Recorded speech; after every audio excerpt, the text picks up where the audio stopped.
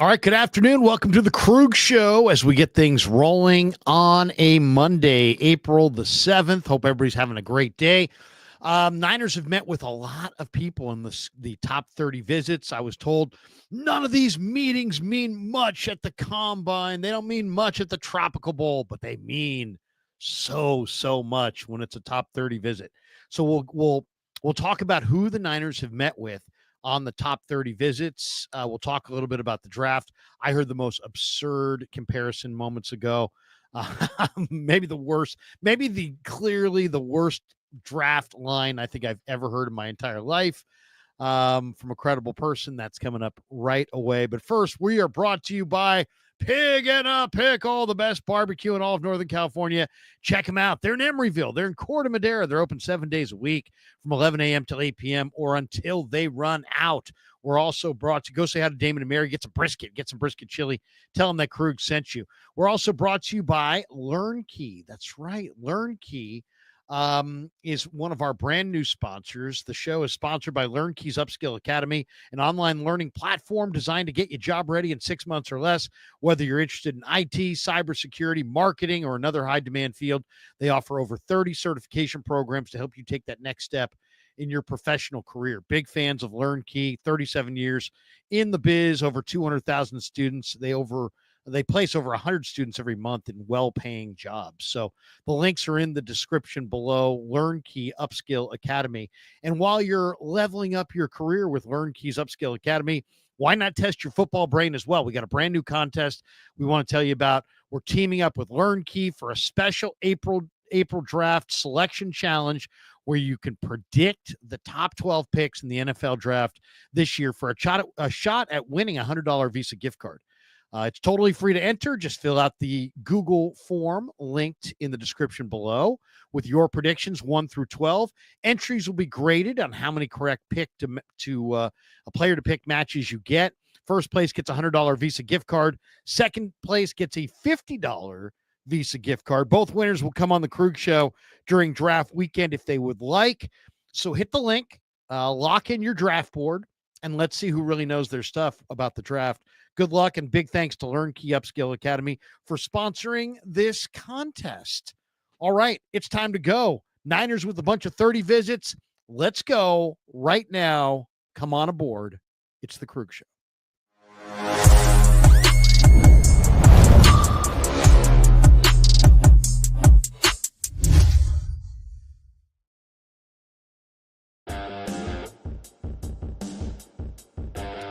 All right, fire up the band. We don't usually do that kind of the commercials up front, but I figured, why not? Welcome to the Krueg Show on a Monday. Happy April the 7th. As we said before, brought to you by Pig and a Pickle. Thanks to Pig and a Pickle for being the title sponsor of the Krueg Show. All right, what are we doing today on the show? By the way, good to see everybody in the house as we come to you live. Invader 49ers says Walter Nolan wants to play beside Nick Bosa and practice against Trent Williams.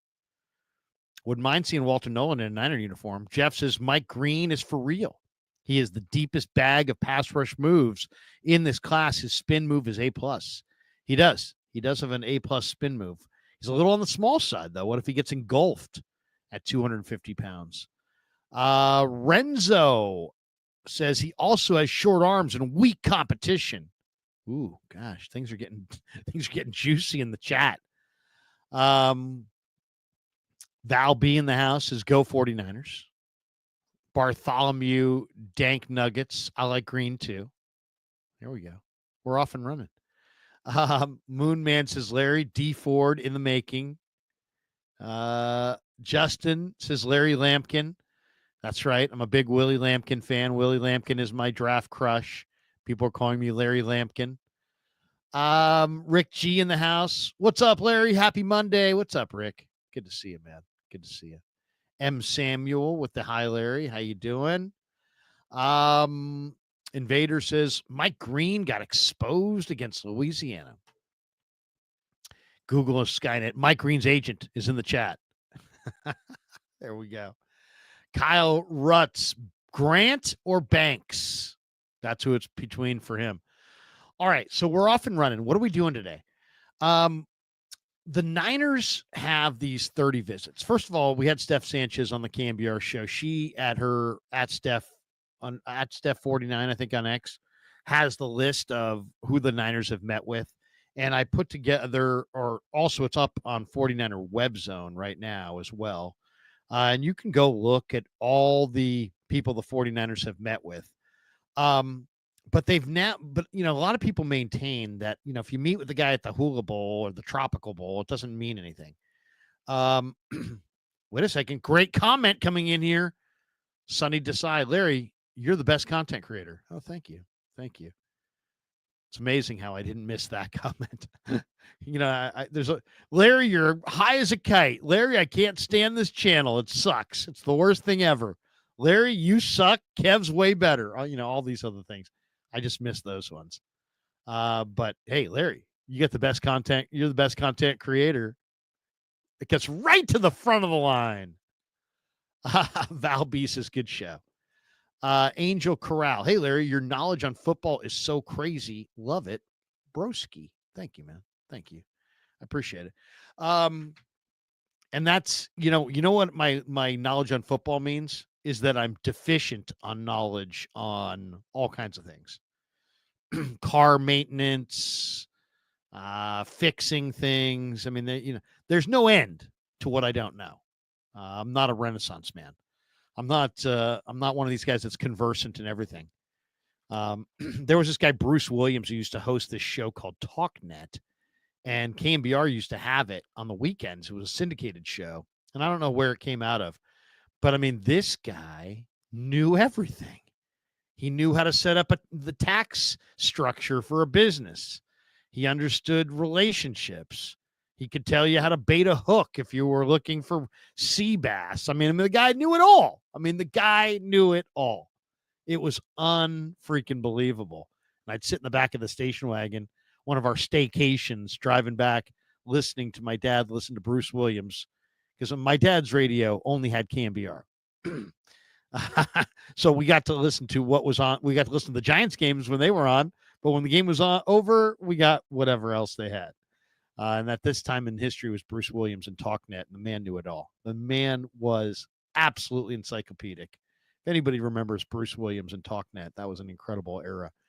But that guy knew it all. I don't know it all. I feel like I know a little bit about what I'm watching and what I'm talking about on the channel, which is football, but for the most part, maybe a little Giants baseball, a little Warrior basketball.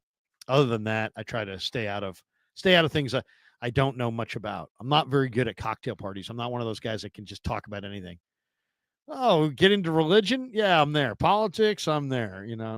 The atmosphere? Are you kidding me? I've got all kinds of thoughts. No, I'm not that guy. That's usually when I'll peel off and be like, hey, man, I'm going to go get another beer. Let you guys chop it up about, global warming. But I do know football, and I do know the Niners. And the draft is fast approaching. And as we all know, it is crucial. Crucial. Yeah, Astro. Larry, can you give me some financial advice? Yes.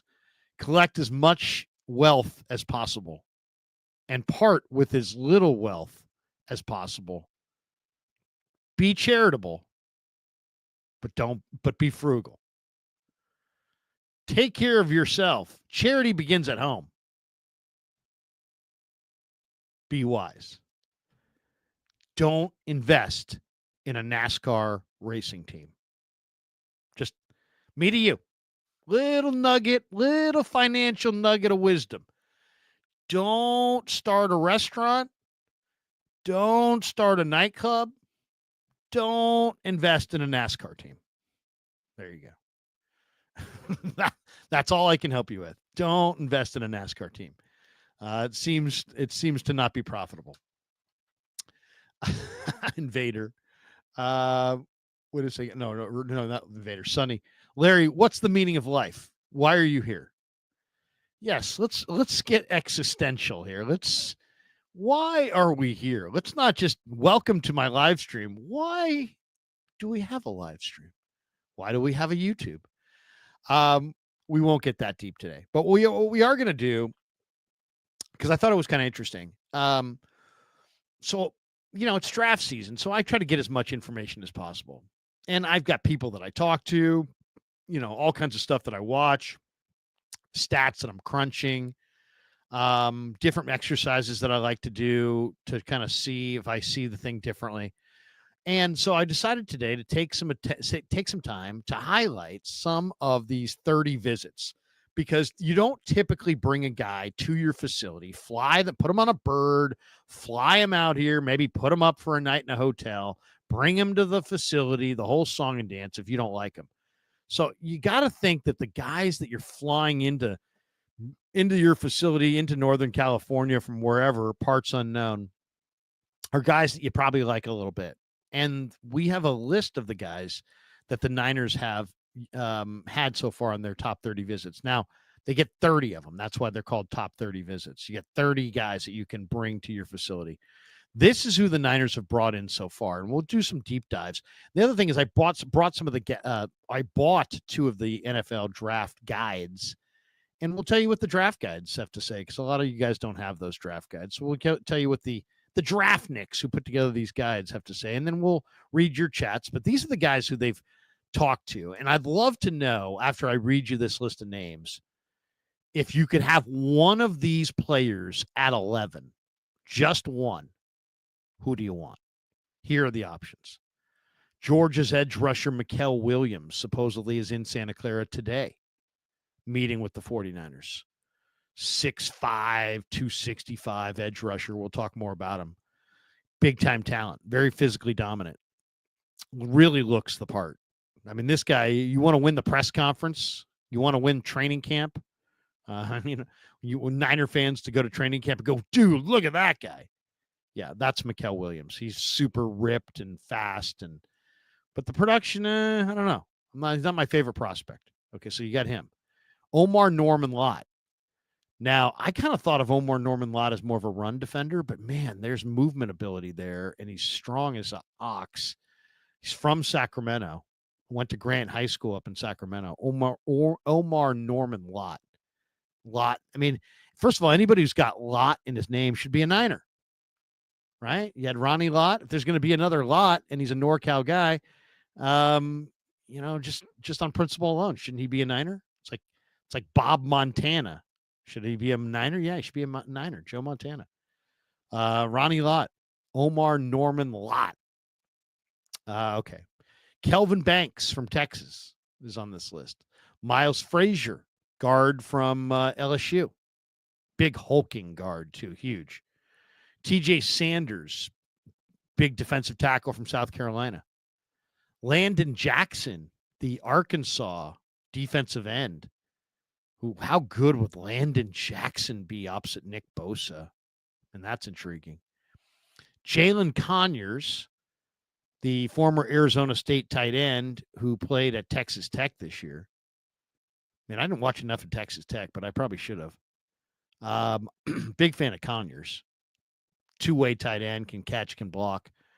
Mike Green, the edge rusher from Marshall, who, as we just teased before, lots of people are battling it out in the chat over. Harold Fannin Jr., a tight end from Bowling Green. He's really a tight end in name only. I want to talk about him up front. And then Walter Nolan. You can have one of those guys. Who do you want at 11? Now, obviously, not all these guys are projected to go at 11. I would say Walter Nolan, Mike Green, Kelvin Banks, Mykel Williams. That's really who it's about at 11. Between those the Omar Norman Lott is probably a second or third round pick.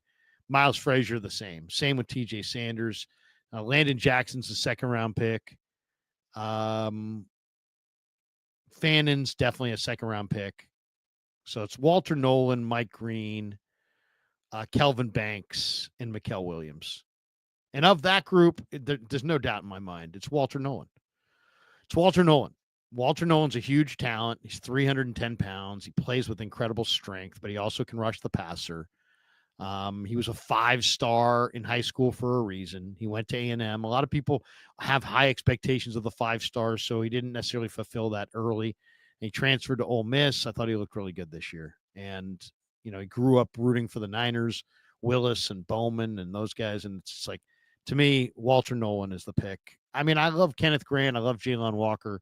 They're all really talented. But to me, I go, depending on what day you catch me, Walter Nolan one day, Kenneth Grant the next day. But I'm going defensive tackle. So those are the guys. So let's talk a little bit about what the draft guides have to say. First of all, as far as the draft goes, and who knows how it's going to go, but I was looking at the top 10 in front of the Niners when I was watching the Field Yates Mel Kiper mock or whatever. I think it was maybe the Field Yates mock, whatever. It had all the ESPN people on it. This is how I think the top 10 is going to go. I think Tennessee's going Cam Ward. Okay, they're going to go Cam Ward. Their offensive line is a disaster last year, and so much for their last quarterbacks. But Cam Ward is the pick, and he's the best quarterback in the draft by far. So they're going Cam Ward to Tennessee. Cleveland with the second pick, I think, is going Abdul Carter. At the end of the day, how do you not pair Myles Garrett and Abdul Carter? Now, a lot of people think they may go with the best defensive player, and maybe that player is Travis Hunter and not Abdul Carter. Some people think they should go with Shedeur Sanders, and that the Browns want to go quarterback at number 2. But I think they're going to go Abdul Carter and pair him with Myles Garrett. I think Carter, in a lot of people's minds, if everybody's healthy, if the shoulder checks out, if the foot checks out, Abdul Carter's the best player in the draft. It's a big if, though. But if the foot and the shoulder check out physically, he's probably the best player. So I think Cleveland goes with Abdul Carter. Now, the Giants at 3 should go with Travis Hunter, but I don't think they're going to. I think they're going to go with Shedeur Sanders. I just heard Mel Kiper, who I respect, when he was asked about a comp for Shedeur Sanders, said Joe Montana. I mean, what? Come on, Mel. What? Now, he did have a good year this year at Colorado. 37 touchdowns, 10 picks. The O-line he played behind was not very good. He does look accurate in short area. But Joe Montana had a better arm, and Joe Montana was a faster guy, I think. I don't think Shedeur is all that fast. This to me is a break if this happens.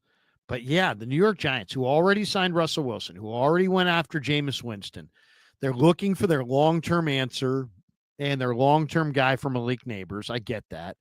But this is forcing it. Take Travis Hunter and get down the road. Line Travis Hunter up against, opposite Malik Neighbors from time to time, and you've got 2 game breakers right there. But they're going to take Shedeur Sanders. And I don't see it, man. There was huge inconsistency in Sanders' game this year. To compare him to Joe Montana now, I mean, wow, that's amazing from Mel Kiper.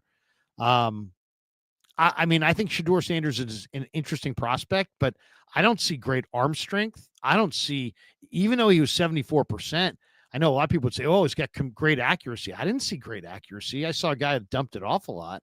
But I didn't see great accuracy down the field. He definitely didn't look consistent in the late in the year stuff that I saw. So I don't love that pick at all. I love Cam Ward. I think Cam Ward's going to be really special. It's funny. There was a draft a number of years ago now, and the 2 top quarterbacks in the draft were Stafford and Sanchez. And I remember I was working at Sirius XM at the time, and there was a lot of people in New York who were like, it's the 2 quarterbacks, Stafford or Sanchez, and Sanchez, Stafford, Sanchez. One guy's like, well, and then you got the 2 quarterbacks. They kept talking about him. I'm like, the way you guys are talking about him, you would swear they're comparable quarterbacks. They're not comparable, right? You know that, right? Stafford is way, way, way, way better than Sanchez. You guys understand that, right? Right? We're like, well, yeah. I mean, they didn't understand. And then the Jets got Sanchez, and they were all like, well, do you think he could be as good as Stafford? And I'm like, no, I don't. And nobody else who's watched these guys play either thinks that. I mean, come on. There was no chance that's Mark Sanchez, who, played at SC and some souped up all-star team, was anywhere close to the thrower of the football that Matthew Stafford was. And I couldn't believe that these guys couldn't see that.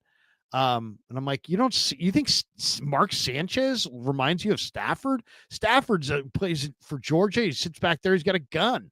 He can just absolutely rip it. Sanchez is like a total product of his environment.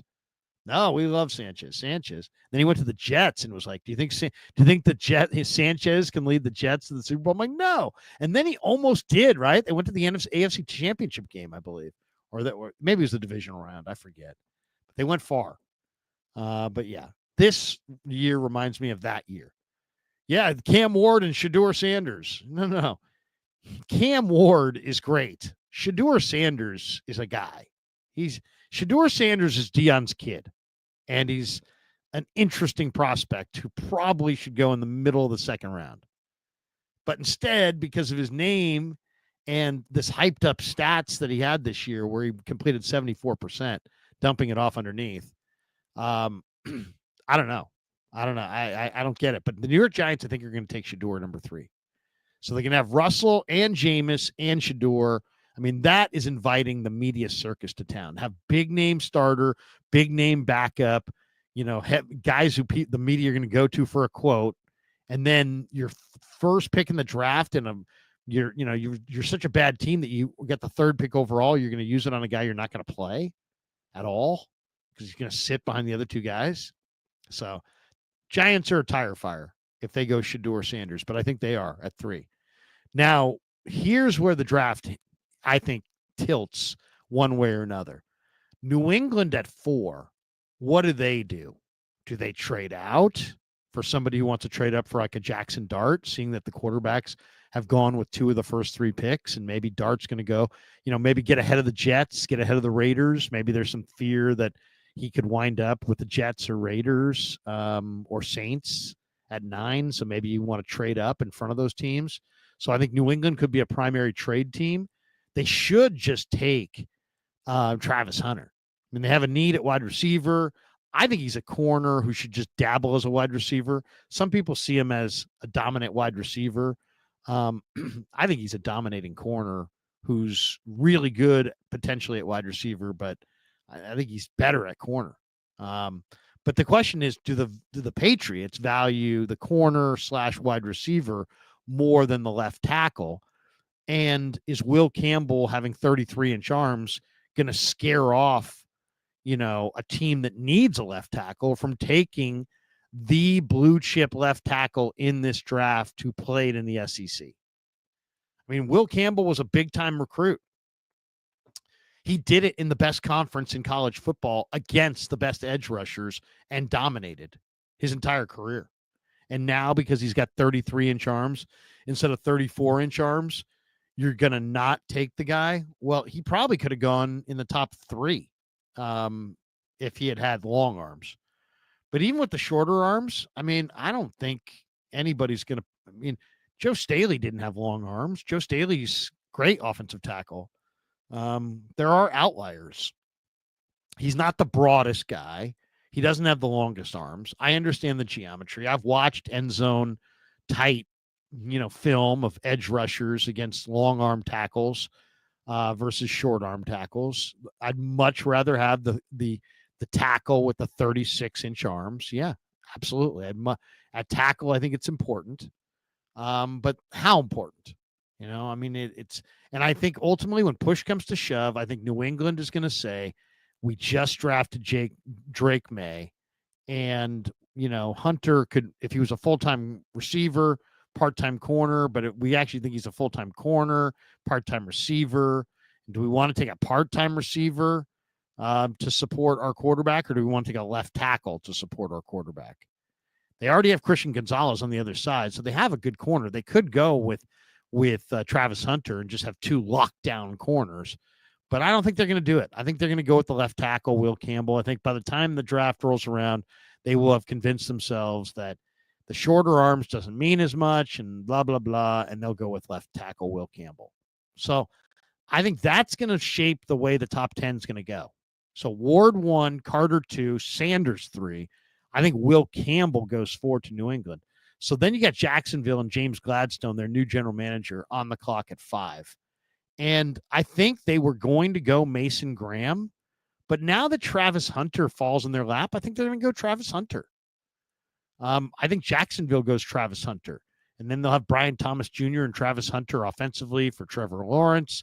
You also have a dominating corner. This is the team that one time had Jalen Ramsey, so they understand the value of a dominant, suffocating type corner. And I think they go with Travis Hunter. So then you got the Raiders at 6. And I think the Raiders at 6 are going to be an interesting trade candidate for a number of teams, and maybe the 49ers. I think the Raiders want to go with Ashton Genty from Boise State, but I think they understand the value is not there at the running back, and I think they would look to trade out. Now, there's a lot of talk that the Jets want Jackson Dart, so I would imagine, and they pick next. So I would imagine the Raiders are going to try to trade that pick to anybody, that's not too far down the board that wants to jump ahead of the Jets to try to get Jackson Dart. That would be my guess. If the Raiders have to pick, I think they'll plug and they'll pick Ashton Genty right there at 6. But I think there's a pretty good chance that somebody trades into that spot. I have the Raiders taking Genty at 6, but I really think they'll trade down. And I wouldn't put it past the 49ers if the price was moderate to maybe trade up. Now, I don't think the 49ers are going to move Brandon Ayuk, but the Raiders do have Michael Mayer. And, if you could get up to 6 there in front of Carolina, New Orleans, and Chicago, you could probably get Mason Graham and start your rebuild of your defensive front with the best defensive tackle. I think it's probably naive to think that Mason Graham is not atop the Niners wish list. He probably is at the very top of their wish list. And if they could get him for cheap, maybe they will try. I don't love the idea of trading 2 third-round picks to move up, but if the Raiders would take a player like Ayuk, maybe that would be interesting. If not, I think the Raiders stay and take Genty at 6. I think the Jets, who badly need a right tackle, are going to pass on Jackson Dart for Armand Membu. I think if Membu had gone to 4 to New England, and it was Will Campbell, maybe the Jets would have passed on Will Campbell. But I think at Membu they have such a need at right tackle. He's such a dominant right tackle. He's a plug-in play, week 1 starter. I think the Jets are going with Membu out of Missouri at 7. Then it comes up on Carolina at 8. And I think Carolina's probably going with one of the 2 Georgia guys. They're either going with Mykel Williams or they're going with Jalen Walker. I think Jalen Walker is the better player, but I think Mykel Williams in a lot of ways is the easier to project prospect because he is 6'5", 265. He's a prototype defensive end. I think Carolina badly needs some defense. Dan Morgan's the general manager there, the former linebacker. Dan Morgan knows enough about inside linebacker play to know that Jalen Walker, while he's super intriguing as our edge rusher, he spent so much time as an edge rusher that there's some refinement that needs to happen for him to really be a great inside linebacker. So I think Morgan's going to see the flaws of Jalen Walker as an inside backer, and he's going to see the body type and say, you know what, this guy's got a body type that's more like my body type. And I couldn't play edge rush. I couldn't be a defensive end, and I don't think this guy can either. So I think Dan Morgan's going to go with Mykel Williams. I think he's going to consider Jalen Walker.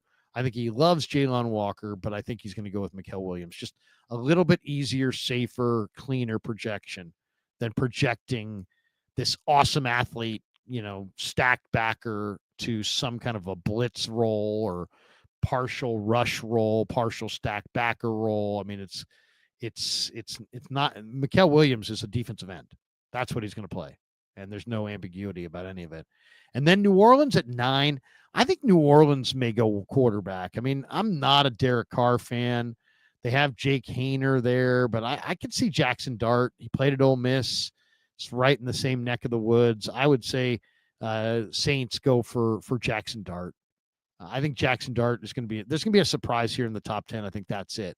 So I think Saints at 9 go Jackson Dart. So that leaves the Bears at 10 to most likely go with Mason Graham, the defensive tackle. The Bears have redone their offensive line in the interior. They've got pretty decent tackles. So, I don't see them, needing anything that they could go Jedi Barron and go with a defensive back, I guess. But I think the Bears will probably take Mason Graham as the best player on the board. And so that leaves the 49ers at 11 with a number of choices. And that is, do they go Kelvin Banks, who I'm not a big fan of? Do they go Shamar Stewart, who's a major risk, but he's got huge talent? They go with Jalen Walker, who, I in a lot of ways is one of the cleanest prospects because he's a great player and a leader, captain. Do you go with Walter Nolan? Do you go with Kenneth Grant, who might be the biggest, most indestructible defensive tackle? Donovan Ezeraku, do you go for the speed rusher who tested out so well at the combine? So it's going to be a very interesting top of the first round, and how it all shakes out is going to be very, very interesting. All right, let's catch a couple comments here in the chat, and then we'll go through some of these comments as far as what the draft guides have to say about these guys. We got this one. Maybe Will Johnson, Alexander Boy Productions. Maybe Will Johnson, the corner from Michigan, goes at 11. Well, he could.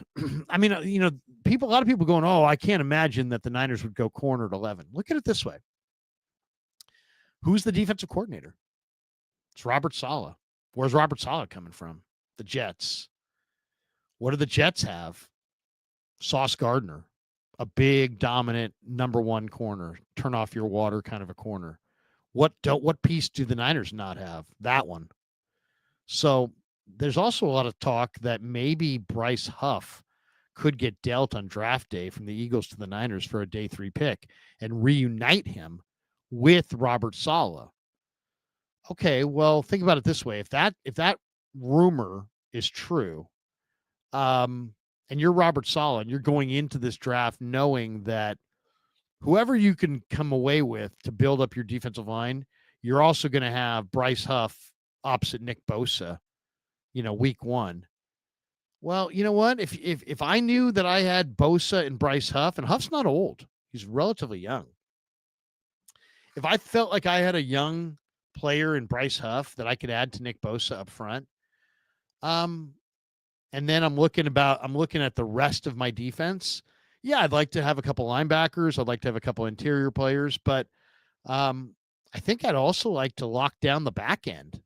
And if you could get, a truly dominant corner, you might want to do it. I don't know if Will Johnson is that guy. He hasn't played very much. He did have a couple pick sixes. He's a very, very, he's a long prospect with a good break on the football. I kind of like Jedi Barron, the Thorpe Award winner.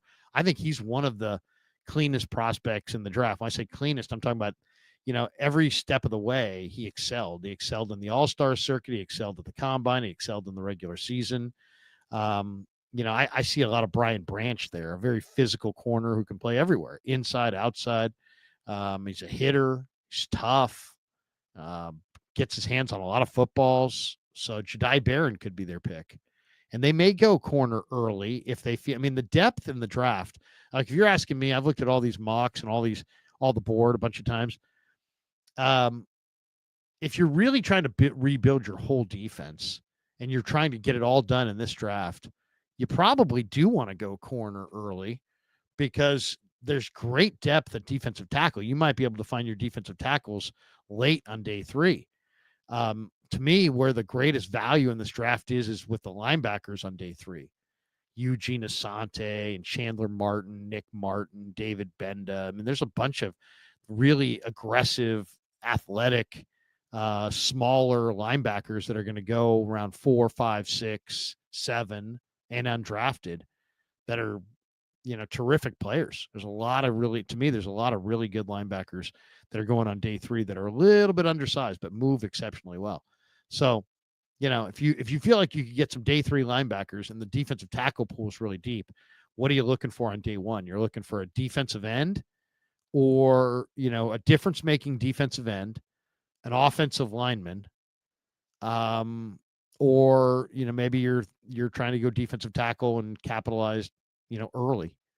But or you're going, corner or skill position player. So, I could definitely see corner, especially because Robert Saleh, I think, is going to have a lot of say on draft day and what the 49ers do, as far as the draft, who they invest in. And that's a good thing. Now, let's talk about some of these guys individually. Let's start with Kelvin Banks. Kelvin Banks is a guy. It's funny, not everybody likes Kelvin Banks. Some people think that Kelvin Banks is hugely overrated. There was a quote from an anonymous scout. This is what he said about Kelvin Banks. I don't see it in this guy at all. Big dude, average athlete, gets beat a lot, falls off blocks, not very strong, not very athletic, has issues in space. He'd have to be a guard. Okay. Well, there's a scout right there that doesn't think he's even that special as a tackle and thinks he's more of a right tackle or a guard. So I mean, Kelvin Banks got beat bad by Jalen Walker in those Georgia-Texas games, and everybody saw it. Give up 3 sacks to Jalen Walker. So, I'm not a big fan of Kelvin Banks. Big athlete, no question, 6'4", 320, 3-year mainstay at left tackle for the Horns. He definitely moves well. He moves well. He's got decent footwork. I watched him a bunch this year. I just don't see super special. I don't see the super aggressive guy. I don't see a guy who really finishes with real force or anything like that. To me, he looks like more of a finesse player. To me, he looks like a not a left tackle, like more of a right tackle or a guard, and that he's kind of a polished pass protecting guard right now, but he's not a road grading destroyer. I don't know. I mean, I see a good player with a high floor, but kind of a low ceiling player. That's what I see in him. I think one of the most interesting names on this list of the 30 visits is Harold Fannin Jr. Maybe the Niners see Harold Fannin Jr. as their replacement for Debo or for Debo/Ayuk. We'll see what happens with Ayuk and his ability to come back.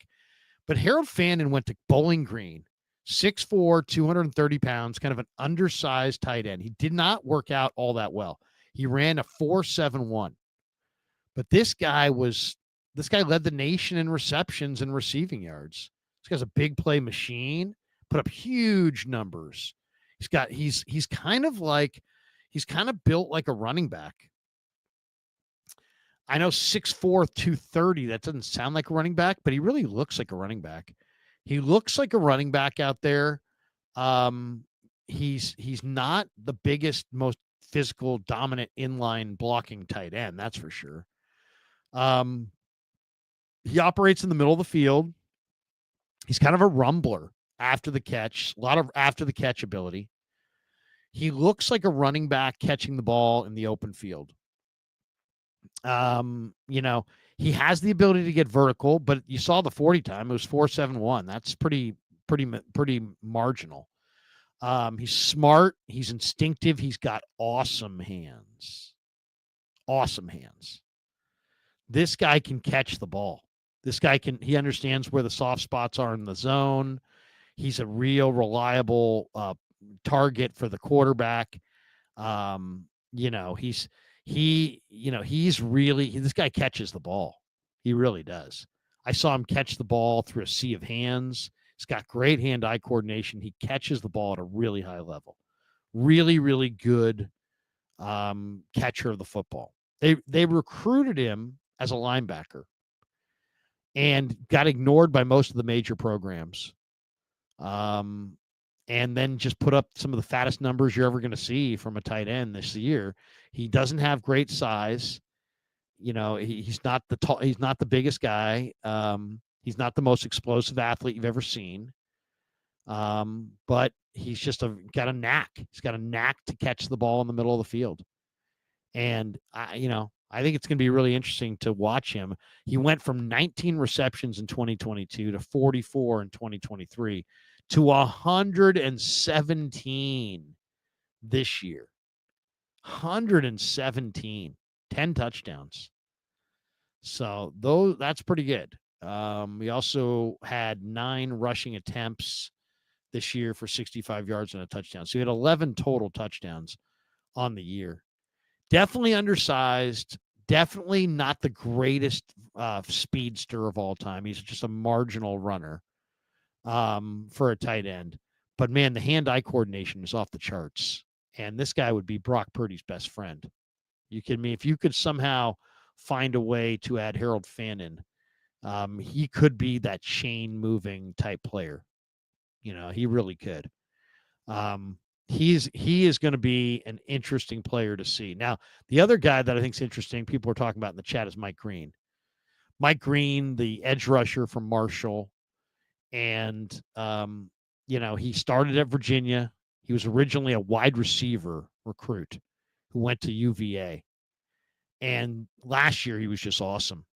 And it just, he's incredibly explosive. He's got a bunch of refined pass rushing moves, and he's got a real plan. He lacks bulk. He lacks power. He's 250 pounds. He could be engulfed by these 350-pound offensive linemen. There's no question about that. He might be more of a situational rusher.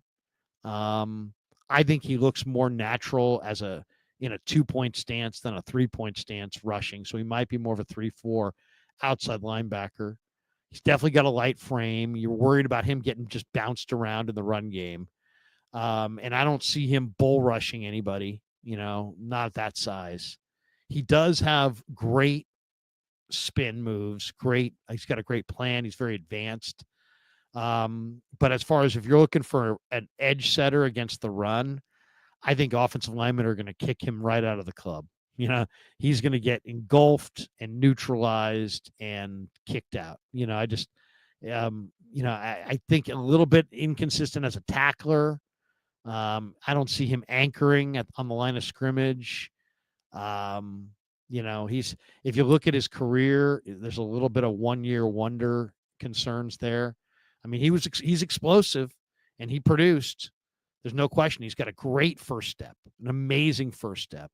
Crazy balance and athleticism, and he can bend the edge. He can beat offensive tackles with speed rush. He led the FBS this year with 17 sacks at Marshall.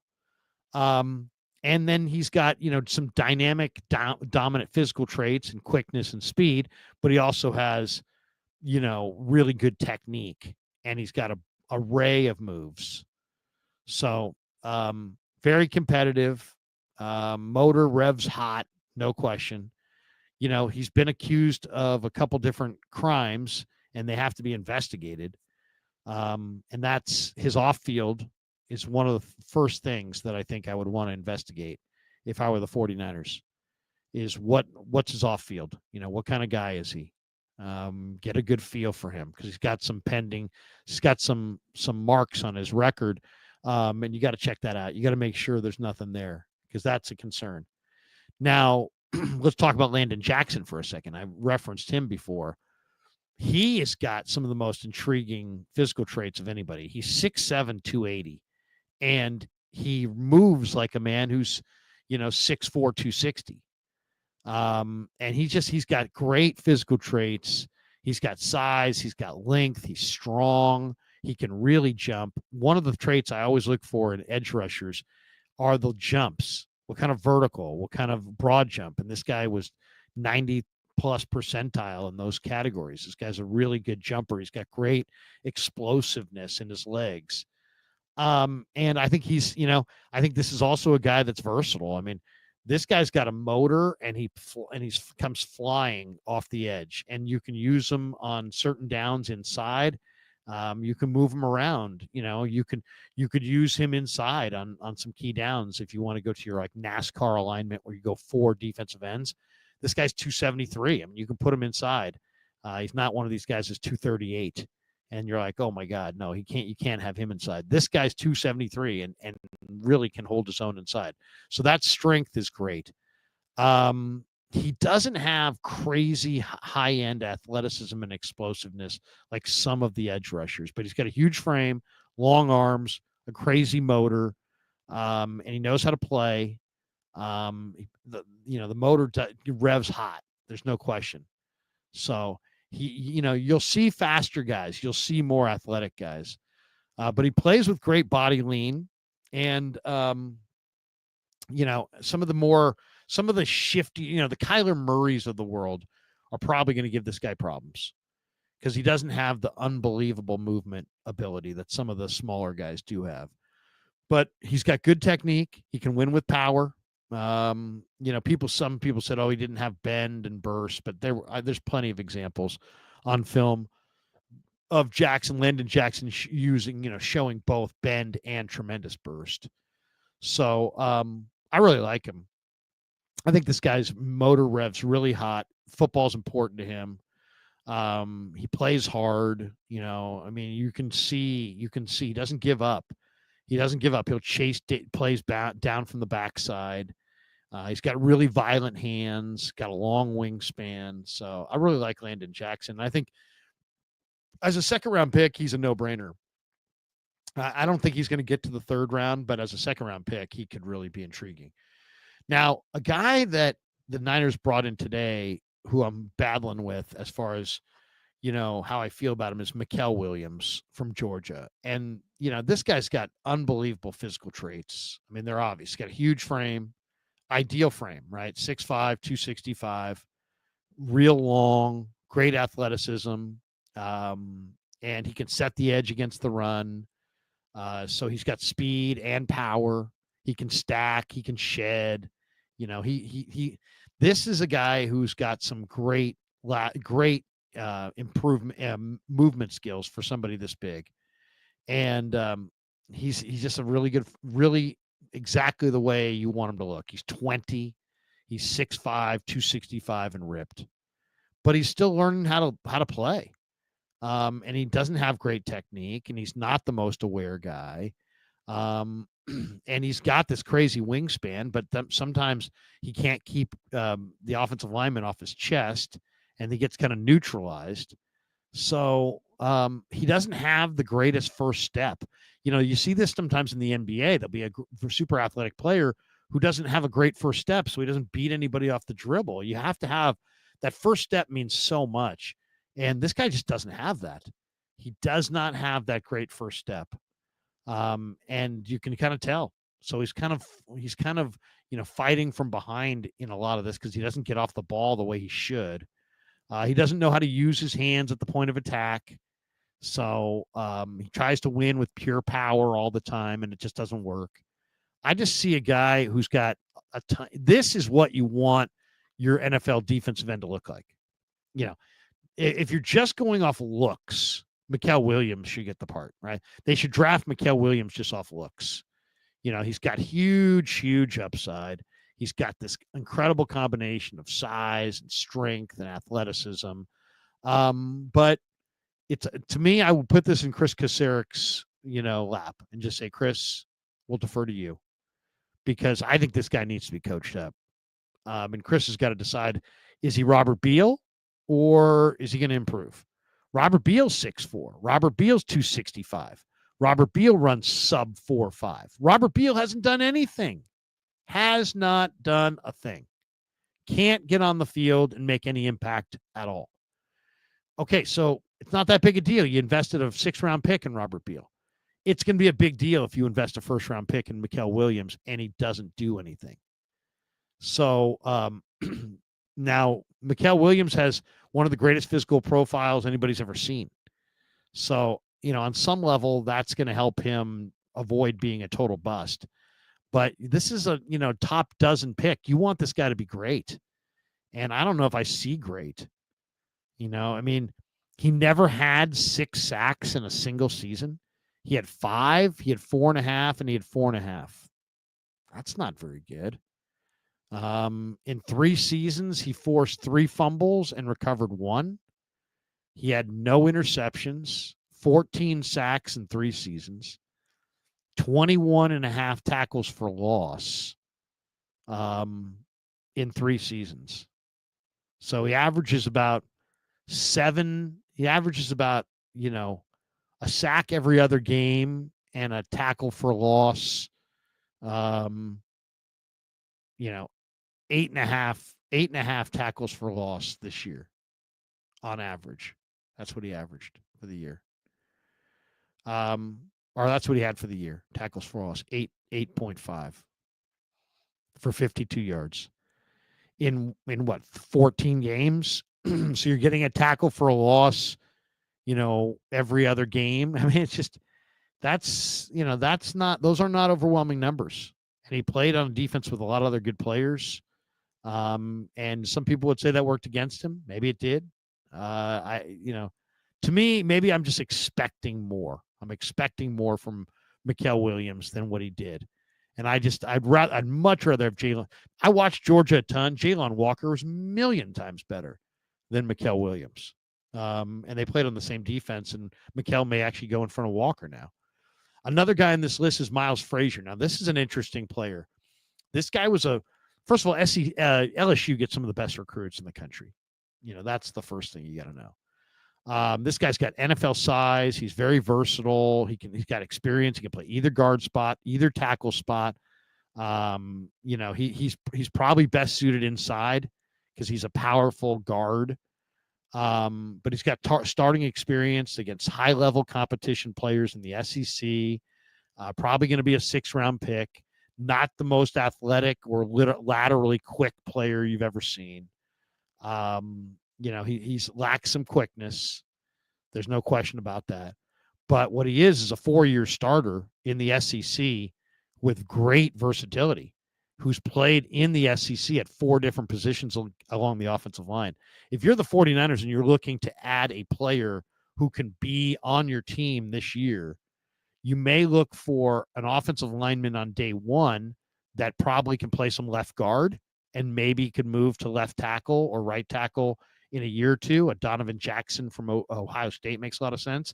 And then you're looking maybe on day 3 for another offensive lineman. And that other offensive lineman that you're looking for on day 3, you want that guy to be able to play off the bench and play everywhere. And that's what this player is. So, in a lot of ways, for a 49er team, that's looking to upgrade their offensive line, a guy like Miles Frazier could be I think they're going to go O-line twice in this draft. And this guy could wind up being, a 6th-round pick, a 7th-round pick, or an undrafted player. He could wind up being that day 3 offensive lineman that can play right guard or left guard, right tackle or left tackle, and be that representative player at any spot. 6'5", 325, and a good athlete. I think that makes sense. A guy like Miles Frazier might be the perfect day 3 second offensive lineman to draft, because if you're going to play off the bench in the NFL, you got to have versatility. And this guy does. He can play both. He can play every spot but center. So, the Niners are going to look for 2 offensive linemen in this draft, most likely. And Frazier probably is going to be on that list for day 3. All right, let's talk Walter Nolan for a second. Now, this is probably my favorite player on the list. This guy's talent is off the freaking charts. He's fantastic. He's got huge upside in the NFL. Some people say he's boom or bust, but no, he's way too talented to be a bust. Way too talented. 5-star player coming out of high school. And, this guy, once again, you talk to Chris Kocurek, how he feels about him, but, he's got, this is a guy who I think would be the safest pick at 11. Why? Because you need to rebuild your defensive line, and you're not sure how the pieces will come together. And this guy can really play any of the spots. He kind of reminds me of Chris Jones. Chris Jones can play defensive tackle. He can play 3 technique. He can play Zero technique, one technique on the nose. He can play defensive end in a 4-3. He could play, defensive end in a 3-4, play that 5 technique in a 3-4 defense. He could play the wide 9 defensive end spot. I mean, he can do it all, and so can Walter Nolan. Walter Nolan is the exact same kind of defensive lineman that Chris Jones is from that perspective. Chris Jones can literally be lined up in any of the spots on the defensive line, and it's no big deal, and he can man them all. And Nolan can as well. He's got enough fluidity to be a defensive end. He's got enough strength and power to be a nose guard. So very, very dominant physical traits. Really, really like this player. As I said, 5-star player. You can watch the film. You can see that talent immediately that made him that 5-star recruit. He's got balance. He's got power. He's got unbelievable hand strength, very explosive movement skills for a 300-pound guy. He looks 270. He looks 270, and he's 310. So, I mean, that's really it. And he can win any rep. He can use strength. He can use speed, short area quickness. He can translate speed to power.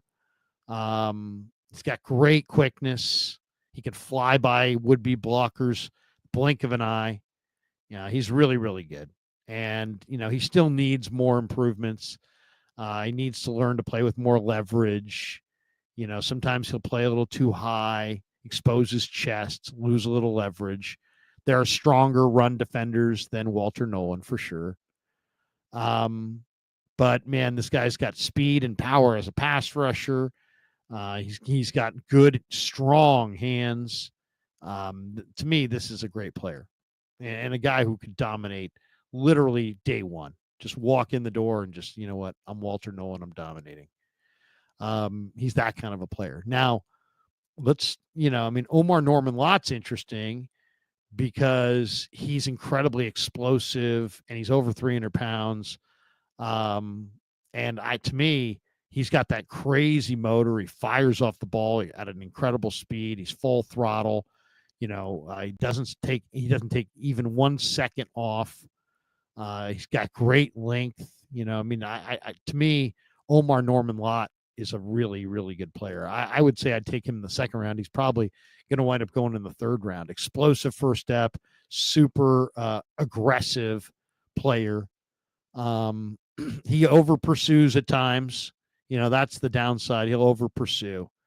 But man, lower body strength, the ability to win with power, size, explosiveness.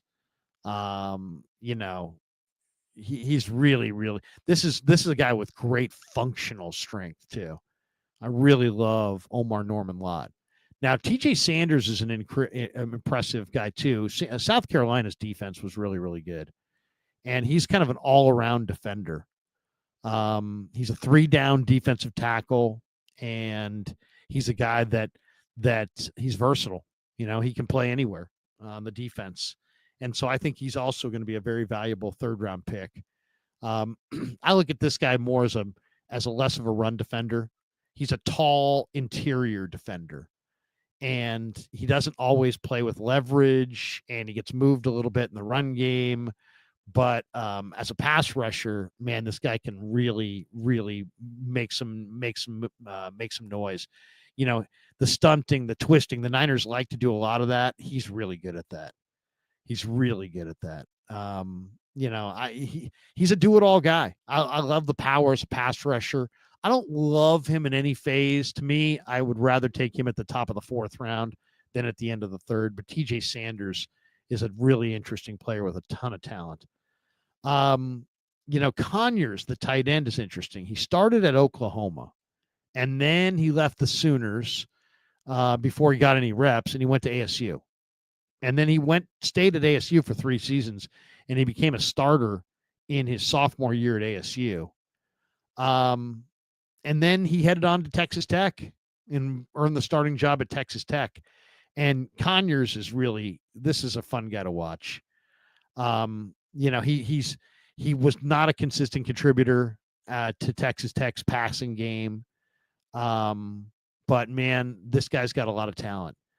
He's an impressive athlete. He's got good size. I would say he's probably 6'4", 270, and he's got movement skills of a smaller man.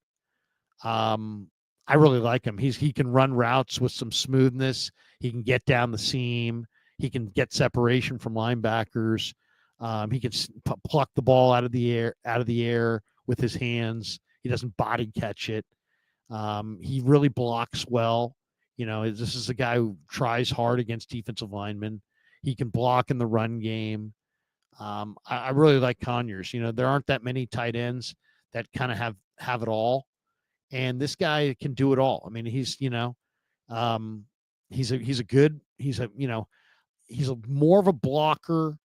He's more of a receiver than a blocker, but he can block enough. You know what I mean? I like his ability as a receiver, but I also think he can block enough to be a full-time tight end. I look at some of the Niner guys that they have with Tongus and some of these guys. They're closer to 230. They're much more receivers. Conyers is a blocker. I mean, he is a blocker, and he's got that ability to block. And I think that's going to be, something that's, be his calling card. I think he is going to be a really nice player as a blocker. Couple other guys that we haven't touched on. I guess we touched on Green. I guess maybe we've hit on Mykel. We hit on Mykel Williams. We talked a little bit about Landon Jackson, Walter Nolan. Overall, I would say, looking at this list of guys the Niners have met with. So Mykel Williams, I would say is safe from the standpoint he's not going to be a bust because he's too physically dominant. But I just didn't see dominant traits, and that to me, I think he's going to be overdrafted based on his athleticism. Omar Norman Lott, I think, is going to be underdrafted based on the fact there's so many defensive tackles in this draft. I think he's going to wind up at the end of round 2, beginning of round 3, and he probably is a guy that should go high in round 2. Kelvin Banks, I think is just a guy. Obviously, the Niners would consider him at 11. I hope they don't go in that direction because I don't see special there. Miles Frazier, I think, is a guy that of this list probably is the most likely to be a Niner, just because, LSU, good program, day 3 offensive lineman. You're looking for versatility. This guy really does have both guards, both tackles, great versatility. Sanders, I could see, being drafted and playing in a rotation. Landon Jackson, I could see the Niners potentially, trading back into the first round, or maybe taking Landon Jackson at 43. Conyers, I think, is more like a day 3 pick, maybe 5th round. Mike Green, I think they're going to steer clear of. If you had to say what players do I think are most likely of their 30 visits to wind up with the Niners, I would say I would put my money on Omar Norman Lott. I think he could very likely be their 3rd round pick. Miles Frazier, I think he could easily be their 6th round pick. Walter Nolan, I would have to say he would be the favorite to go to the Niners at 11. And then I would probably say Harold Fannin Jr. I think Fannin Jr. is a guy who the 49ers, you got to remember this, they just lost Debo. They just traded Debo Samuel away. And you don't know what you got in Ayuk. You're going to need a big-time guy to make plays for Purdy in the middle of the field. And Fannin has been, a top tight end since, his sophomore year when he was all MAC. Bowling Green ran their offense through him for 2 years, and he put up 117 receptions and 1,555 receiving yards this year and 10 touchdowns. He accounted for nearly half of the Falcons' receiving yardage on the year, and he's hard to bring down. He's got good functional strength. He can extend plays, and he makes all kinds of catches in the middle of the field. He did really, really well against Penn State. He did really, really well against A&M. He combined for 19 receptions for 282 yards and 2 touchdowns in those 2 games. So, he runs crisp routes down the field. He can track the ball incredibly well. For a guy that size, he's not kind of an undersized guy, but he's a decent blocker. So, he's interesting. He's not the tallest guy. And there are times where he'll fight the ball, where it doesn't look like he's catching it naturally. Other times he'd catch it in a sea of hands. But yeah, to me, you know what, Fannin? It's funny. The pro comp in this draft guide is so spot on. This is absolutely his comp. He looks like Jordan Reed. Remember Jordan Reed, who the Niners had a few years ago, early in the Shanahan regime? He's Jordan Reed. Jordan Reed looks just like Jordan Reed. Same size, both undersized tight ends who led their team in receiving yards, who bring a lot of value to the table as pass-catching tight ends. They said Reed was a solid starter in the NFL for the better part of 7 years before lingering health issues ended his career. Fannin should have a similar longevity, perhaps more with good luck. Yeah, that's totally spot on. Who is Harold Fannin Jr.? That's it. He's Jordan Reed. He's Jordan Reed. Now, do you remember how nice it was to have Jordan Reed, Niner fans, for the short amount of time before he got hurt? It was really, really nice because you had another receiver who was really dangerous and could make plays, at a moment's notice and just make, really dependable hands guy. So it was really nice having Jordan Reed. Now, the Niners version that they got was an older guy who was already physically beat up. But if you could get a young, healthy, ascending version of Jordan Reed in Harold Fannin Jr., that would be nice. That would give them a weapon that maybe would compensate for the lack of Debo or the lack of Ayuk. The one thing about the Niners is if they're going to compete for a Super Bowl this year, do they need to improve their defensive line? Yeah. Yeah. Do they need to improve their linebackers? Yeah. But they better also get a weapon or two because they're not like at running back. If Christian McCaffrey comes back and is as good as he was when he left, then they're fine. But if Christian McCaffrey doesn't come back or comes back for a short amount of time and gets hurt again and then leaves, they don't have J.P. Mason. Their season is over, literally over, if they put it all on Christian McCaffrey and he comes back and he's unable to stay healthy. So that running back becomes really, really important. I think the 49ers need in this draft 2 running backs. They got to find the replacement. They got to find a plan B running back in case McCaffrey can't come back. And then they got to find a running back to replace Elijah Mitchell, who was very efficient at the end of games as a blocker, as a short yardage runner. He never fumbled. A guy like Taj Brooks from Texas Tech, I think would be the perfect complement to just, or the perfect replacement for Elijah Mitchell. But then, the Niners also could really use a running back. That's why trading back is, I think, so essential because you can't use a second-round pick on a running back if you're just picking at 11 and then 43. But if you can trade 11 to 15 and 15 to 19 and 19 to 23, and suddenly you wound up with, a second round pick, then you can take Quinshon Judkins. Then you can take DJ Giddens. Then you can take Travion Henderson.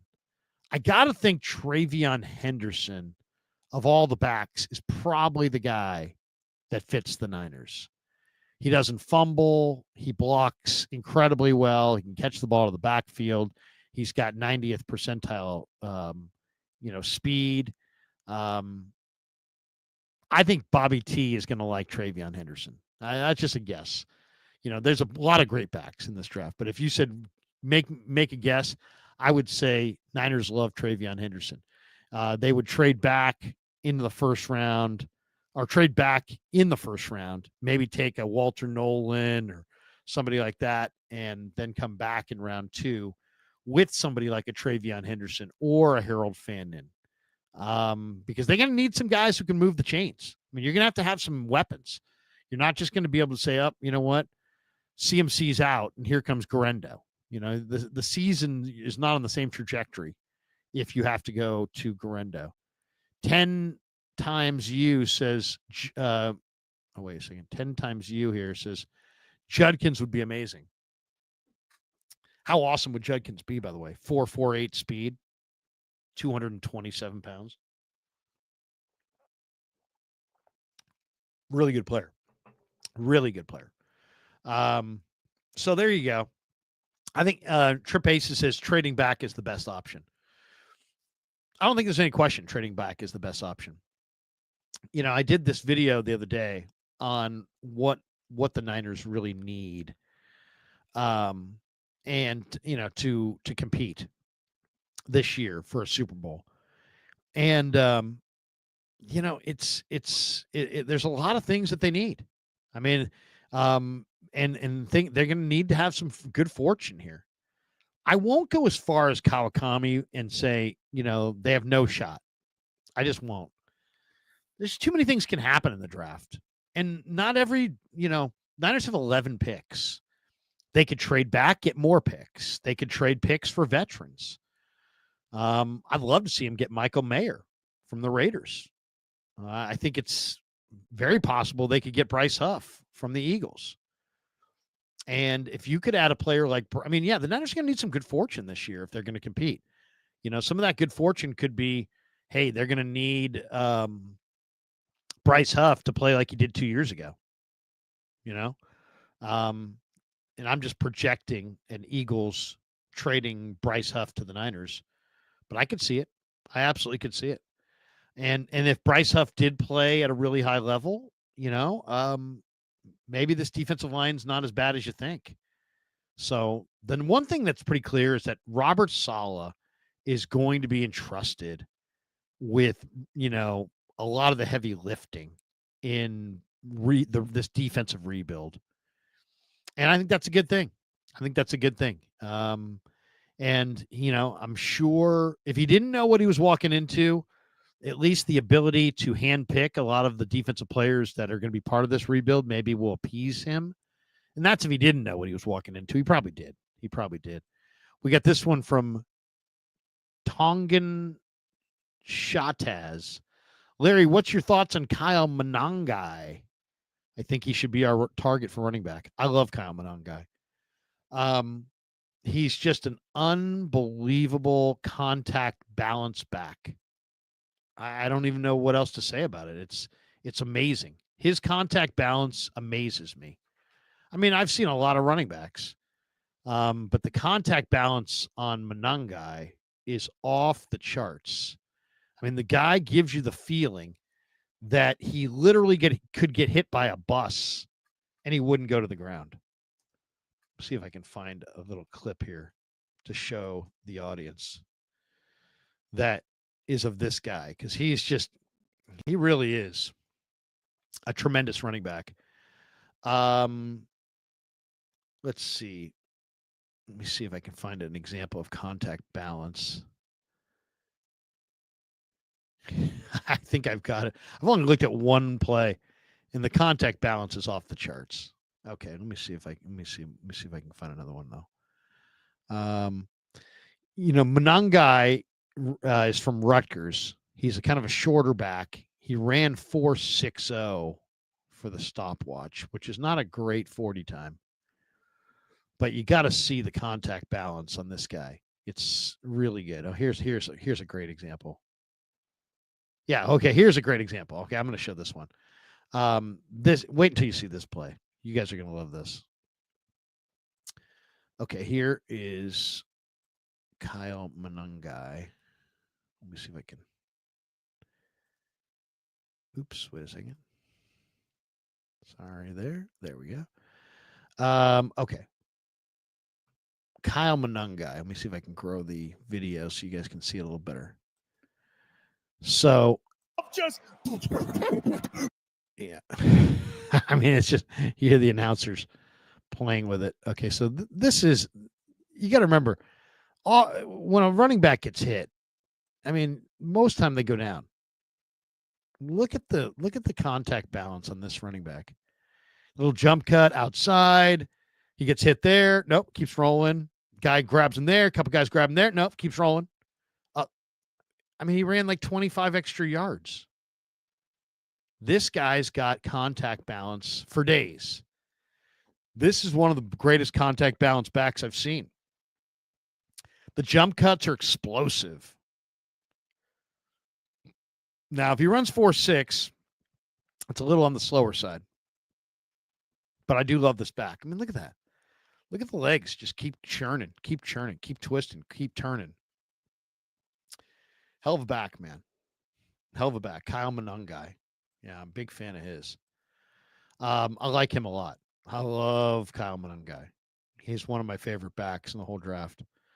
We got this one from Blitz Creed. It says, Mykel Williams is Danielle Hunter. It's so funny that you would bring that up because I was bringing Danielle Hunter up the other day. I think Shamar Stewart is Danielle Hunter. Shamar Stewart, I watch A&M football because I root for A&M. They are, he led them in pressures this year. He only got, 4.5 career sacks. But this guy led the Aggies in pressures on a line with some really, really good people. That's really I'm a big fan of Shamar Stewart. And a lot of people are like, oh, but he only had 4.5 sacks in his career. Well, you said the same thing about Danielle Hunter. Danielle Hunter only had 2 sacks, I think, his final year in college. So, is Danielle Hunter a good defensive end? Yeah, he is. So sack production matters, but it's not the end all be all. Shamar Stewart is 6'4", 6'5", 280 and fast and explosive. I would defer to Chris Kasarik, but I would definitely, if I were Kyle Shanahan, I would give Chris Kasarik film of Shamar Stewart. I would introduce him and say, Chris, do you want this guy? And if Chris said no, then I'd pass. If Chris said, yeah, I can make this guy something, because he's got Myles Garrett. He's got a Myles Garrett skill set. You're talking about 6'4", 280 and fast and explosive. I'm not as big a fan of Mykel Williams. Ron Holder says, Larry, are you streaming with Grant today? You know what? Grant and I are going to stream. We decided we're going to stream on Wednesday this week. We normally stream on Mondays right around now, 3 o'clock or 4 o'clock. But we're going to wait till Wednesday. Wednesday is the 49ers local pro day. And so we'll put our eyes on that, and we'll stream on Wednesday. So no Grant today. Look for Wednesday from Santa Clara. We'll both go down to Santa Clara. We got this one. Greg Cosell and Lance Zierlein are wrong, and you two are right. I'm not sure what's he talking about. Is that about? I'm not saying I'm right over anybody. I'm just telling you what I think. I'm not a big. We're talking about Mykel Williams, or I'm not sure. Maybe Lance Zierlein doesn't like Shamar Stewart. Maybe is that what he's talking about? Is he talking about Shamar Stewart? I just to me, Shamar Stewart is I think almost ideally suited to play in this wide 9. I think he would be awesome opposite Bosa. And then I think with the way the Niners stunt and move their linemen, I really, really like him quite a bit. As far as, he's talking about Derek Harmon, maybe. I'm not a big Derek Harmon guy because Derek Harmon's numbers against the run are not great. Now he's a pass rusher, but I thought he's really kind of a 1-year guy. He played in a heavy rotation at Michigan State. I don't love him against the run. I no longer am interested in defensive tackles. Maybe it's called the Hargrave experiment, but I'm no longer into defensive tackles that I don't think are really good against the run. If you put a defensive tackle out there and he's not good against the run, right in the middle of the defense, you're not going to be very good against the run. So that's my thought. Doctor No. Larry, why don't you have a media credential from the 49ers? Is it because you were on KMBR? Thanks. I don't work for the 49ers. I mean, it's really as simple as that. If I worked for the 49ers, I would have a 49er media credential, but I work for KMBR and I work for the Krueg Show myself. So, and then before that, I worked for 95.7 The Game. So, yeah. As far as why do I have a media credential that from the Niners? Yeah, yeah. I don't have one. Is that supposed to be like a joke? Like, I'm such a homer that I should have one from the Niners. Is that what you're saying? I'm not really sure if I'm picking up on all the vibes on that one. We got this one from Invader 49er. Larry needs to get into the Niners front office as a scout. I'm pretty happy with where I'm at. David Riley says, thoughts on Donovan Ezeraku? Well, Donovan Ezeraku is really interesting. He, on one hand, I'm a little bit weary of a 6'2" edge rusher who's sub 250 fitting in the Niners wide nine. I just think he could. I don't know if he'll set the edge. I don't know if he's going to get engulfed by 330-pound offensive tackles. I'm a little concerned about Ezeraku against the run. Can he set that edge, or does he just get kicked out of the club? Does he just get destroyed by bigger offensive linemen who engulf him? That's my one concern about Ezeraku, and that's really my only concern. His 3-cone drill off the charts. His combine measurements and drills all like 90th percentile. His long arms make him just a terror.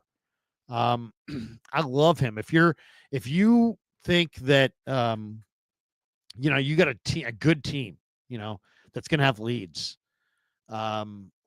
Philadelphia or somebody like that, or Baltimore or one of these teams, and you're going to have a lead, and you can have this guy off the edge just flying at the quarterback. He's so fast, so explosive, such long arms, such a mismatch as a pass rusher.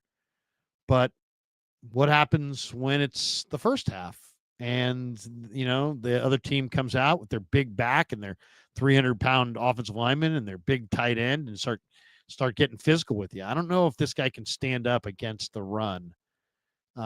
He may just be a pass rushing specialist. And if that's the case, then I don't think he's a first-round pick.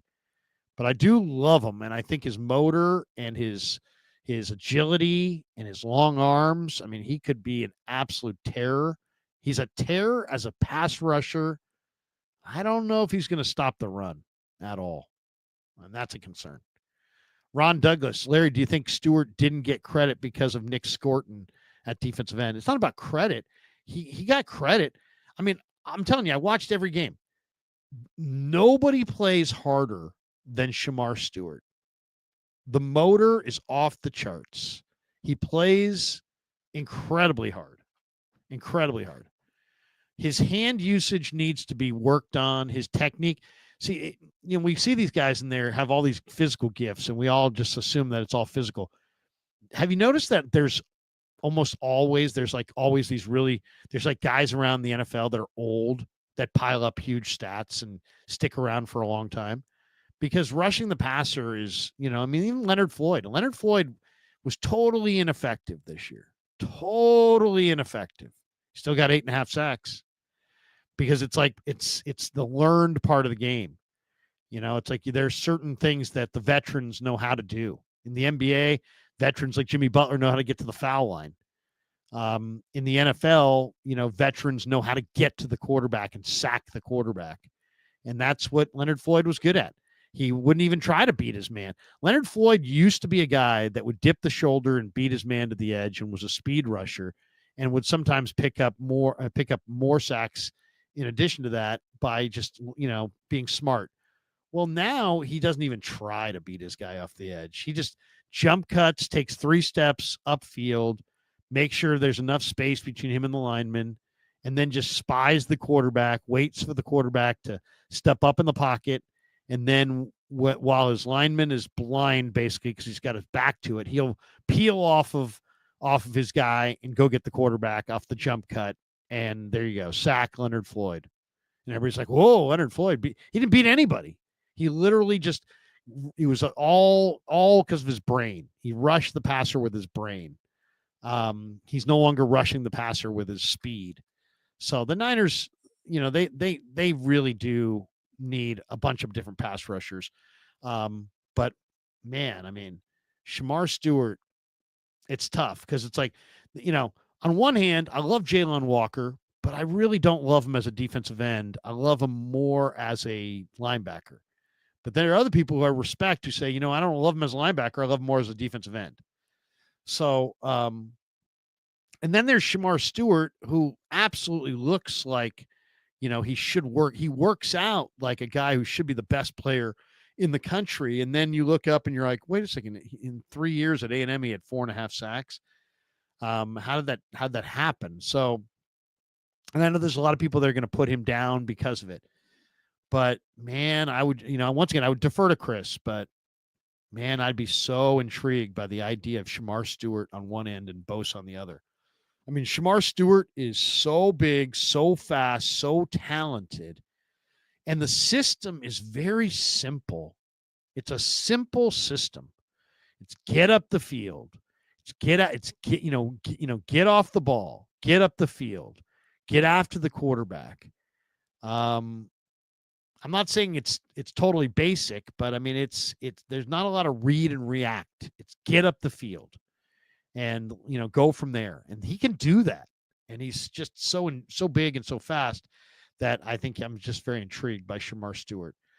All being said, I probably still lean towards, maybe a Grant or a Nolan early, and then maybe coming back with like Oladejo or Savion Jones, in round 2, something like that. T-Dub says Larry would have us drafting a 24-man draft class and penciling in 8 as starters. Hey, man, there ain't nothing wrong with a big draft class, that's for sure. Derek Harmon had 16 tackles for loss this last season, Krueg. I think you'll change your opinion when you do a deep dive on Harmon. No, I've done the deep dive on Harmon. I've looked at the stats. I've looked at the highlights. I didn't like anything I saw from Oregon's defense. Are you kidding me? They got into the biggest game of the year against the Buckeyes. They couldn't stop anybody. Jamare Caldwell looked like an absolute monster in the one-on-ones in Mobile. He didn't do anything all year. Jordan Birch was a 5-star coming out of high school in South Carolina. He hadn't done anything until this year. Now, this year he was good. This year, Birch had the bust-out year. Harmon, I'm a little concerned about. I'm not. He's not my favorite. Not my favorite. I mean, I don't mind him, but I don't. He's not Walter Nolan. He's not Kenneth Grant. They can't have somebody. I mean, look at his PFF numbers against the run. Go look at those numbers. They cannot go with a defensive tackle who can't stop the run. In fact, I'll tell you, and I've said this in a couple of videos. I haven't said this on a live stream, I don't think yet. David Riley says, appreciate you, Larry. Thank you. Thank you, David. The one guy, the more we get close to the draft, that I want to see with the 49ers is I want to see the Niners go after Desmond Watson. I want to see the 49ers try to defeat the tush push with a bigger, stronger guy. I mentioned this to Damon earlier today. The tush push is caveman. That's caveman stuff. That's caveman tactics. And if the league's not gonna overrule it and basically kick it out and say, we don't want caveman tactics, then the only way to beat caveman is with caveman. You're not going to outsmart caveman. It's not about being smart. It's about brute force. So the only way to beat caveman is with caveman. And right now the Eagles have 310-pound Cam Jurgens firing out. They used to have 310-pound Jason Kelsey. They got 330-pound Landon Dickerson at left guard. They had 370-pound Mekhi Becton at right guard. And they just fire out in the interior and say, you going to stop it? Let's see you stop it. Go get Desmond Watson. Not because he's 464 pounds. The big number is 36. That's how many reps he had of 225. Those 36 reps represent the most anybody would have done. That would have set the record for this year at the combine. 36 reps. I realize this guy's fat. You don't put up 36 reps at 225 with fat. You don't. There's no shortcut. You have to be strong. He's enormously strong. Nobody in the world has ever been able to anchor like Desmond Watson. Put this guy on the nose. I'll take 465-pound Desmond Watson all day, every day, over 310-pound Cam Jurgens in this caveman tug-of-war human rugby scrum, whatever the hell you want to call that play. That guy is gettable in the 7th round. I would get him. I would make him he's my tush push guy. You want to go tush push? We're going to hire Mr. Tush Push, Desmond Watson, and he's going to push my quarterback from behind, or I'm going to put him at center for Jake Brendel, and he's going to lead my quarterback, and he's going to be at nose guard when you try to tush push on me. There you go. There you go, Sirianni. You like that? You want to go caveman? Here's caveman. 464-pound Desmond Watson. And I think it's smart, man. I would do it. I absolutely would do it. I hope the Niners do it. It would be great. Get Willie Lampkin, put him at fullback. Get Desmond Watson, put him at center, or put him at running back, and just snap it to Brock Purdy and let those guys push Brock Purdy. I mean, that's it. That's it. Renzo Akkad says, Larry, do you think that John Lynch is confident because he has plans on trading back and picking up more draft picks? I think he, first of all, I mean, I just think that, one, he should be confident. They came off of a very good draft last year. And two, it's a very good draft this year. And I'm sure he feels like they've got a good plan and that, that they're seeing the prospects well, and they got a pretty good idea of what they're looking for. And also the other, I hate this line because you could say this for everything, but the old, what do you expect him to say? That's the answer to everything. Anytime anybody says anything, well, what do you expect him to say? In this case, I do understand that logic though. Because, what's he supposed to say? I don't have any confidence. The Niners are leaving an awful lot of work to be done. An awful lot of work to be done in the draft. So, there's no question about that. They're giving themselves an awful lot of to-dos on the to-do list in the draft. But I won't be like Tim Kawakami, who's like, they have no shot. They're not competing for a Super Bowl this year. It's unlikely, but don't tell me no shot. If you want to talk about no shot, a month from now when the draft's over and it's April 7th and we have an idea of what they got out of it, then I think we can speak more concretely. But the old, they don't have a shot. I don't know if I would buy that just because they're leaning on a lot of rookies. They could have a great draft. You never know. There's always a chance. Ricky Queen says, Larry, do you remember Ken Dito? Oh, yeah, I know Ken Dito. Ricky's like, he hosted KMBR back in the late 80s.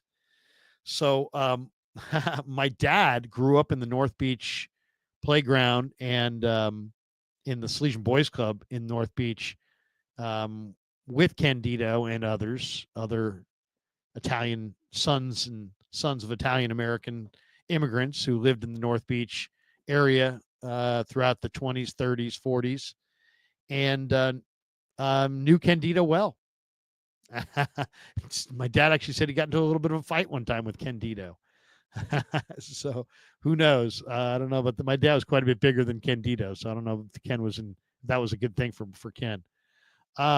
Chris Oleg says Jalen Walker is a football player. All caps. Yeah, he absolutely is.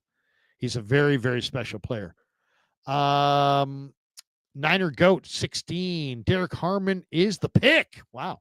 Anchors against double teams and redirects running back lanes. Larry knows his stuff. when Larry does a full dive on Harmon, his opinion will change. All right. We'll see. I will spend more time watching Harmon.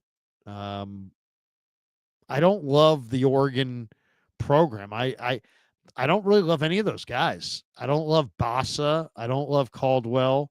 Don't love Birch. I think I probably like Muhammad and Tez Johnson the best of their guys. Don't love Dylan Gabriel, that's for sure. Dr. No. Larry, do you think Chandler Martin is a good guy to replace Greenlaw? Thanks. I love Chandler Martin. We had him on the show. He plays at Memphis. He's he's a little undersized, about 220 pounds. But yeah, Chandler Martin, Eugene Asante, two of my favorites. And if I were the Niners, I would get to that pick right around 150. When they get to right around 150 in the draft, take the next two picks and take Eugene Asante and Chandler Martin back to back. That's the way I would play it. I think both those guys are really good. Really good. I love Asante and I love Chandler Martin. Those guys are the truth, man. They really are really good. T-Dub says, watch the first Ohio State game, Larry. I watched it live. You're talking about for Harmon.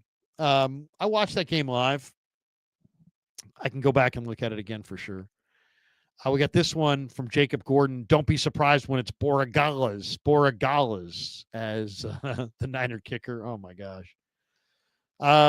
Ricky Queen, Dave Newhouse hosted Sports Phone 668 after Candido.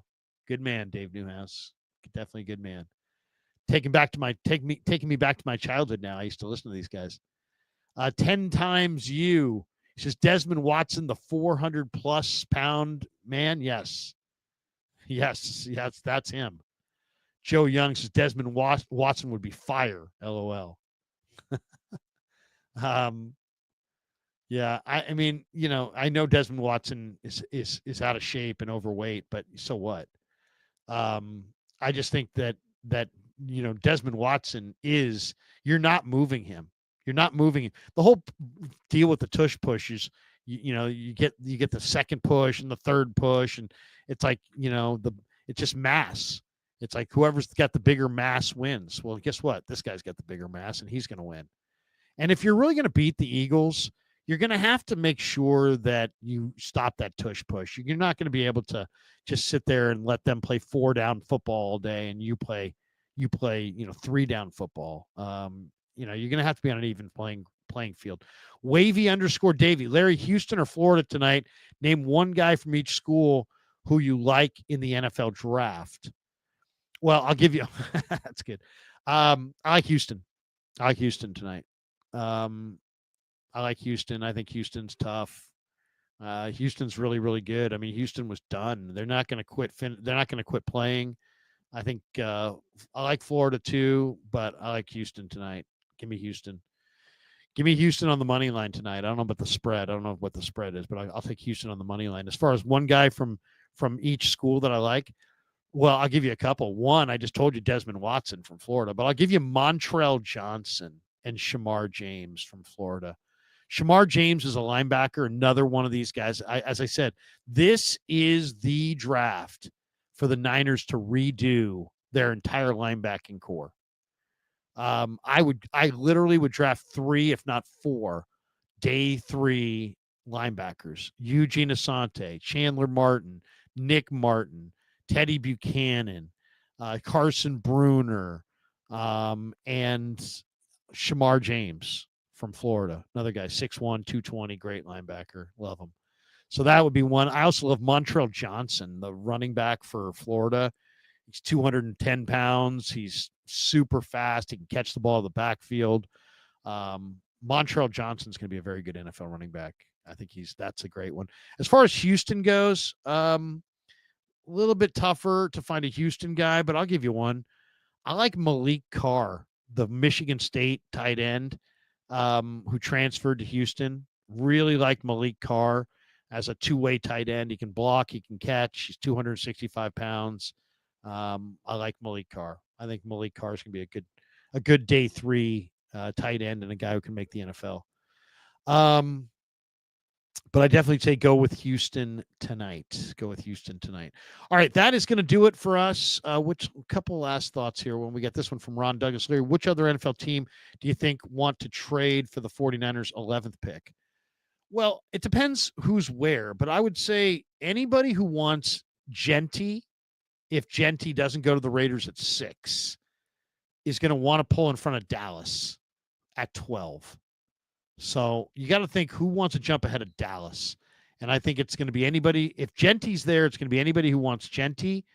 Or it could be if Shador does not go in the top 3, a team like the Steelers, who are at 21, could want to trade up and, possibly with a team like the 49ers at 11.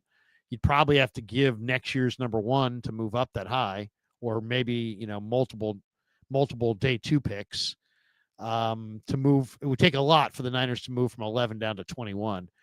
But if the Niners can get what they want in that trade, and that's probably the right area to go to, because I think if you get to 21, then I think you might be able to get Walter Nolan, Kenneth Grant. People want Derek Harmon. I think he makes more sense at 21 than 11. I think there's some, and you get those extra picks. To me, I want more picks in the 3rd round. More picks in the 3rd round, more picks in the 7th round. And I would just try to get as many picks many bites of the apple as possible. You got to look at it this way. You're not going to hit with every pick. So if you can get 18 bites of the apple, and who cares if you miss 2 or 3 times? So you wind up with 15 players out of 18 picks. So what? That's a haul of players. And I think this is a very, very important draft for the 49ers. The other thing is someone, Invader 49er, maybe Tomlin jumps up to 11 for Jalen Milroe. Milroe's a super intriguing guy too. Why? Because he threw terrible at Mobile in the Senior Bowl. It looked awful. I mean, just didn't look like an NFL quarterback at all. But he runs in the 4.3s, and he's 220 pounds. And if you felt like you could coach him up, I mean, this guy's got an intriguing skill set that's kind of like very similar to the guy for the Colts, Richardson. He's not quite as big, but he's fast, and he's had a little bit more success as a passer and as a player, winning games. So I just, Milroe, Dart, yeah, I would imagine maybe, who knows exactly how many quarterbacks will wind up. Quarterback's always beauty in the eye of the beholder. But, yeah, somebody may want Milroe. Somebody may want Milroe and would want to trade up. What else? Oh, wait, let's see. We got one here. Somebody said Watson. We got this one. Invader says Watson will only take a roster spot for the Eagles only. You'd have to get him on the practice squad. Man, I've seen teams go with multiple kickers before. You could probably squeeze them on.